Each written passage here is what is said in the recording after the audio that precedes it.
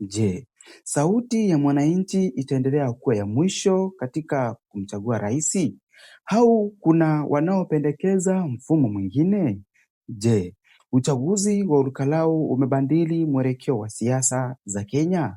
Hayo ndiyo maswali yanayogusa Wakenya wengi leo. Kabla hatujaendelea, kama unapenda uchambuzi wa kina kuhusu siasa za Kenya, tafadhali jiandikishe, subscribe, pendelea ama like, shikilia, share, tufuate, follow na toa maoni yako hapo chini. Maoni yako ni muhimu katika kuendeleza mjadala wa kitaifa. Kufuatia uchaguzi mdogo wa Olkalau, mjadala umeendelea kushika kasi. Wachambuzi na viongozi mbalimbali wamekuwa wakitoa tafsiri tofauti kuhusu ujumbe uliotolewa na wapiga kura.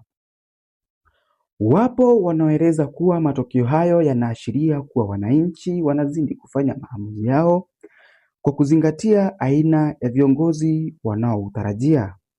Katika muktadha huo, Waziri Aden Duale alitoa kauli iliyozua mjadala kuhusu uwezekano wa kujadili mfumo wa kumchagua rais kupitia mabadiliko ya katiba.